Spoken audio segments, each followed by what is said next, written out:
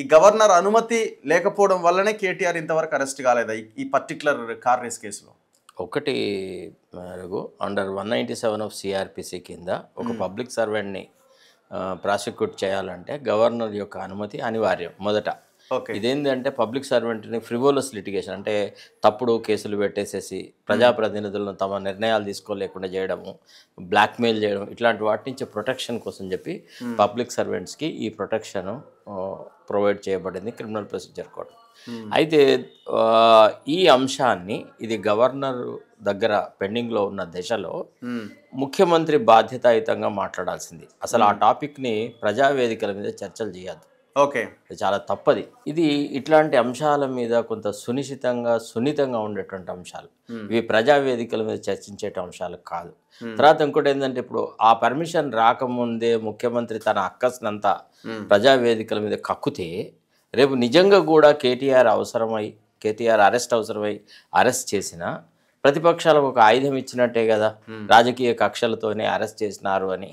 నిజానికి మనకు తెలుసు కేటీఆర్ యొక్క ప్రమేయం ఉంది, అరవింద్ కుమార్ డబ్బులు రిలీజ్ చేయడంలో కానీ ఇతరత్రమైన అంశాలలో ఈజ్ నెక్ డీప్ ఇన్వాల్వ్డ్. అది ఉన్నది వాస్తవం. కానీ ఆ వాస్తవాన్ని మసకపూసే స్థాయిలో ముఖ్యమంత్రి మాట్లాడడం తప్పు. ముఖ్యమంత్రికి అంటే రాజకీయంగా మాట్లాడడానికి అంశాలు ఏవి లేక మాట్లాడినాడా? ఒక ఎన్నికలో ఆ అవసరం ఏంది? వాళ్ళు అవినీతి చేశారన్న ఈ కార్ రేస్ ఎంత అబ్బా, ఇది ఒక 55 కోట్ల ముచ్చటి. ఇప్పుడు ఇంతకంటే పెద్ద స్కాండల్స్ అన్నిట్లలో ఏమాత్రం చిత్తశుద్ధి ప్రదర్శించినాడు? ఎక్కడ ప్రజాధనాన్ని బయటికి తీసుకొచ్చి ప్రజలకు పంచినాడు? ఆయనే చెప్పినాడు కదా, పిసిసి అధ్యక్షుడిగా ముఖ్యమంత్రిగా కొన్ని వందల కోట్లు లక్షల కోట్ల వ్యవహారాలు చేసినారని.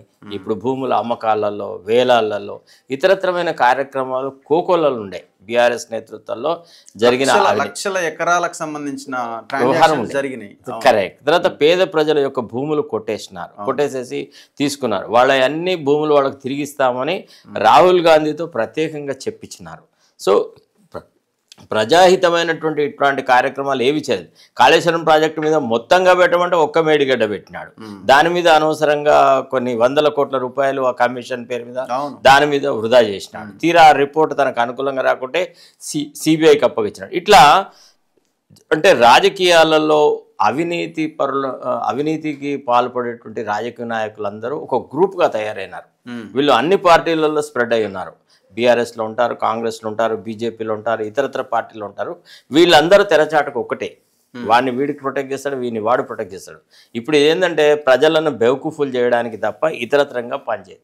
సరే, వాడు కొట్టినట్టు చేస్తాడు, వీడు ఏడ్చినట్టు చేస్తాడు, ఏదో వ్యవహారాలు జరుగుతాయి అంతే తప్ప ఈ అంశంలో ఏదో పెద్ద ప్రజా ప్రయోజనం ఉంది, దీని నుంచి తెలంగాణ ప్రజలకు ఏదో మేలు జరుగుతుంది అనేటువంటిది కాదు. ముఖ్యమంత్రికి ఏం కావాలి? తన దుష్పరిపాలన నుంచి, తన పూర్తి ఏ రకమైన ప్రభావం చూపటానికి వ్యర్థమైన పాలన నుంచి దృష్టిని మరల్చాలన్నప్పుడు తేపుకు ఒక అంశాన్ని వెతుక్కుంటూ వస్తాడు. ఇవాళ తెలంగాణ రాష్ట్రంలో ఉన్న సమస్యలను కనుక మనం పట్టించుకుంటే, నిన్నగాక మొన్నటి వరకు అధికమైన వర్షాలు పడి రైతాంగం మొత్తం సర్వనాశనమైంది. ఇవాళ ప్యాడీ నాశనమైంది, పత్తి నాశనమైంది, మొక్కలు అన్ని రకాలుగా నాశనమై రైతులు కకావికలమైనారు. ఇవాళ ఈ దశలో వాళ్ళకి ఏదైతే పరిహారం ఇస్తా అన్నాడో దాని మీద దృష్టి లేదు. దాని గురించి ఒక్క మాట మాట్లాడు ముఖ్యమంత్రి. మరి ఇది అయిన తర్వాత, ఈ ఎన్నికలు అయిన తర్వాత రైతులకు సంబంధించిన వ్యవహారాలు వాళ్ళందరికీ ఒక్కొక్కళ్ళకు 10,000 15,000 ఇస్తానని మాటలు ఇచ్చి వచ్చినాడు. ఇప్పటికి మరి నయా పైసా విడుదల చేసిన సందర్భం ఎక్కడ లేదు. పోనీ లాస్ ఎంత జరిగింది అనేటువంటి అసెస్మెంట్ లేదు.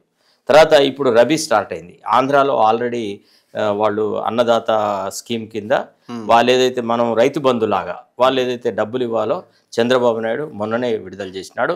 నిన్న ప్రధానమంత్రి విడుదల చేసినాడు ప్రైమ్ మినిస్టర్ కిసాన్ యోజన కింద. మరి మన రాష్ట్రంలో ఎప్పుడు రిలీజ్ చేస్తాడు? ఈ టాపిక్ మాట్లాడు. తర్వాత బతుకమ్మ చీరలు 2 సంవత్సరాల నుంచి ఎగ్గొట్టి ఈ సంవత్సరం ఇందిరాగాంధీ బర్త్డే సందర్భంగా స్టార్ట్ చేసి దానికి ఒక ఆర్భటం. అంటే నేను అనేది ఏంటంటే ప్రజల దృష్టిని మరల్చాలన్న ఒక ఆలోచన తప్ప ఎక్కడ కూడా ప్రజాహితంగా ఒక తండ్రిలాగా, ఒక పెద్దన్నలాగా ప్రజలు కష్టాలలో ఉన్నప్పుడు వాళ్ళని ఎట్టా ఆదుకోవాలా అనేటువంటి ఆలోచన చేయట్లేదు. అక్కడ మనకు చాలా బాధాకరం. ఇప్పుడు అదొక అంశము. అది చేయాల్సినవి చేయట్లేదు, దృష్టి మరలుస్తున్నాయి, ప్రభుత్వాలు చేసే పని ఇట్లనే ఉంటుంది. అసలు ఈ కేసు ఒకవేళ గవర్నర్ అనుమతి వచ్చింది, వాట్ నెక్స్ట్? లీగల్ గా జరిగే ప్రొసీజర్ ఎట్లా? ఇప్పుడు ఏంటిది, ఇన్వెస్టిగేషన్ మొదలెడతారు. ఇన్వెస్టిగేషన్ మొదలెట్టినప్పుడు who has taken the decision to release money, 55 crores ఎంతో రిలీజ్ చేసినారు కదా, అది ఎట్లా జరిగింది ఏంటిదని, అది ప్రొసీజరల్ హార్డిల్సే, అంటే ప్రొసీజరల్ ల్యాప్సెసే తప్ప అక్కడ కేటీఆర్ వ్యక్తిగతంగా లాభపడ్డాడని చూపెడితే తప్ప, అంటే సెల్ఫ్ అగ్రెండైజ్మెంట్ అంటారు యాంటీ కరప్షన్ లాస్లో, అంటే వ్యక్తిగత ప్రయోజనాలకు వాడుకున్నట్టుగా ఉంటే తప్ప ప్రొసీజర్ ఇర్రెగ్యులారిటీస్ లోపల అరెస్ట్ చేస్తే దానివల్ల ఒరిగేది ఏముండదు. చేయడానికి అవకాశం ఉంటుందా? అంటే వీళ్ళు మరి అరెస్ట్ చేస్తే అనుకుంటే చేయొచ్చు. ఇప్పుడు రాజు దర్చుకుంటే దెబ్బల పొదే ఉంటది. తర్వాత ఇప్పుడు ఒక రకంగా కేటీఆర్ని అరెస్ట్ చేస్తే ఈనాడు రాష్ట్రంలో ఉన్న సమస్యలని తెరమెరుగైతే కదా, ఒక మేజర్ ప్రతిపక్షము తమ నాయకుడిని కాపాడుకోవడానికి సర్వశక్తులు ఒడ్డుతుంది. ఇక ప్రజల గురించి మాట్లాడము, ప్రజల సంబంధాల విషయాల్లో ఆందోళన చేయడం, అలజడి చేయడం అనేది తగ్గిపోతాయి కదా. ఇప్పుడు మొత్తం ఇప్పుడు యాక్చువల్లీ ప్రతిపక్షం ఏందండి, కేసీఆర్ కుటుంబమే ప్రతిపక్షం.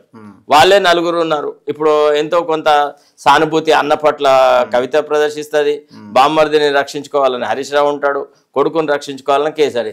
ఇక లీడర్లు ఎవడున్నాడు, ఇక ప్రతిపక్షం ఎక్కడ ఉంది, ఎవడు మాట్లాడుతున్నాడు? భారతీయ జనతా పార్టీ ఆల్మోస్ట్ రాష్ట్రంలో చచ్చిపోయింది. వాళ్ళు అసలు సైలెన్స్ అయింది. వాళ్ళు ఒక రకంగా ఇండైరెక్ట్ గా మిత్రపక్షం లాగా తయారైనారు కాంగ్రెస్ కి. అసలు ప్రజలకు సంబంధించిన ఏ అంశంలో కూడా బీజేపీ ఈనాడు మాట్లాడుతున్న సందర్భం లేదు.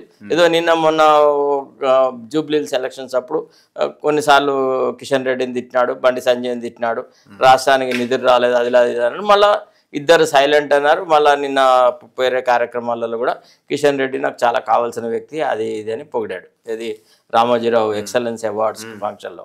అంటే నేను అనేది ఏంటంటే ఈనాడు ప్రజలను మభ్యపెట్టే రాజకీయాలు జరుగుతుంది తప్ప ఈ అవినీతి మీద ఈ ప్రభుత్వానికి చిత్తశుద్ధి లేదు. ఏం జరుగుతుంది ఒకవేళ ఈ కేసులో విచారణ చేస్తే జరిగేది ఏముంటదని మీరు అనుకుంటున్నారు? వ్యక్తిగతంగా అతను డబ్బులు వాడుకున్నాడని, అవినీతికి పాల్పడ్డాన్ని నిరూపణ అయితే తప్ప ఇతరతర అంశాలలో ఈ కేసు నిలబడదు.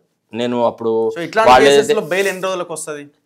వారం 10 రోజులు వస్తుంది. ఆయన ఎటు పారిపోతాడు? ఆయన శాసనసభ్యుడు, ప్రతిపక్ష నాయకుడు, అతను ఇన్వెస్టిగేషన్ ఇన్ఫ్లుయెన్స్ చేసే అవకాశాలు లేవు. అంతా రికార్డెడ్ ఎవిడెన్సే కదా. ఇప్పుడు ఇందులో ట్రాన్సాక్షన్స్ అవే, ఇదంతా రికార్డెడే. యాక్చువల్లీ అతని అరెస్ట్ కూడా అవసరం లేదు అని కూడా రేపు కోర్టులు భావించే అవకాశం ఉంటుంది. అంటే గట్టిగా కనుక ఒకవేళ అతను అరెస్ట్ చేసి రిమాండ్కి పట్టుకొని పోయినప్పుడు సుప్రీంకోర్టు ఒక తీర్పు చెప్పింది, Satyendra Kumar until versus CBI అని. ఏమని, 2 దశల్లో కూడా వెరిఫికేషన్ జరగాలి. ఒకటి, ఎవరైతే అరెస్టింగ్ అథారిటీ ఉంటాడో ఒక వ్యక్తిని ఎందుకు అరెస్ట్ చేయాలా అని తను సహేతుకమైన కారణాలు ప్రదర్శించాలి రిమాండ్ కేసు డైరీలో.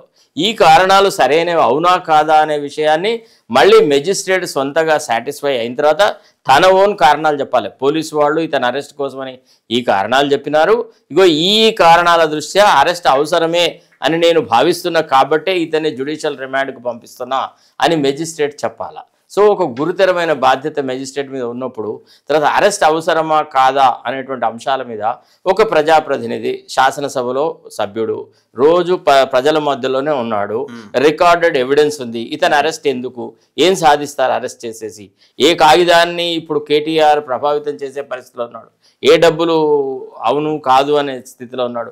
కాబట్టి అరెస్ట్ అంత పెద్దగా అవసరం ఉండకపోవచ్చు కాక.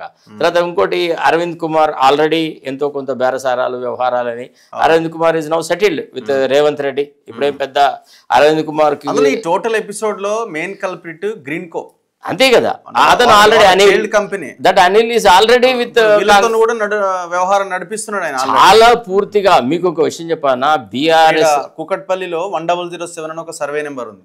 ఆ సర్వే నెంబర్ లో ట్రాన్సాక్షన్స్ జరుగుతున్నాయి. ఎవరైతే ల్యాండ్ లార్డ్స్ అంటే వాళ్ళు ఉన్నారో వాళ్ళకి డబ్బులు ఇచ్చి వాళ్ళని మేనేజ్ చేసే ప్రయత్నం ఒకవైపున జరుగుతుంది. గవర్నమెంట్ సహకారం లేకుండా అనిల్ ఎట్లా ప్రొసీడ్ అవుతాడు? చెయ్యరు. ఇంకొక విషయం చెప్పన్నా, ఇప్పుడు సీఎంకి ఉన్న ప్రాబ్లం ఏంటంటే periodically he has to pay money to the party high command. కేంద్ర పార్టీకి కొన్ని నిధులు ఇవ్వాలి, సమకూర్చాలి. వాళ్ళ పార్టీ మనాలా అన్నప్పుడు దానికి ఉచ్ఛ్వాస నిశ్వాసాలే మన తెలంగాణ. ఇప్పుడు కర్ణాటక నుంచి డబ్బులు పోయే పరిస్థితి లేదు, హిమాచల్ ప్రదేశ్ అయితే మరీ దుస్థితిలో ఉంది. సో తెలంగాణ నుంచి డబ్బుల ఈ కలెక్షన్ రావాలంటే, unauthorised collections not known to ఇది జరగాలన్నప్పుడు ఇట్లాంటి వాళ్ళ అవసరం, ముఖ్యమంత్రికి అవసరం. సో కాబట్టి తన అధికారాన్ని నిలుపుకోవడానికి కూడా ఇట్లాంటి వాళ్ళతో వ్యవహారాలు. కానీ ఇప్పుడు బంత్ అయితే రేవంత్ రెడ్డి కోర్టులోనే ఉంది కదా. రేవంత్ రెడ్డి కోర్టులో ఎప్పటి నుంచో ఉంది. ఒకవేళ చేయదలుచుకుంటే గవర్నర్ అనుమతి కోరిన వ్యక్తి గవర్నర్ దగ్గరికి వెళ్ళి ఇది ప్రజా జీవితంలో నిష్పక్షపాతమైన ఎంక్వైరీ జరగాల, ప్రజాప్రతినిధులు అధికార దుర్వినియోగం పడిన ఇన్సిడెంట్, దీంట్లో త్వరితగతిన మీ నిర్ణయం ప్రకటించని అడిగినాడా గవర్నర్ని? అడగలేదు కదా.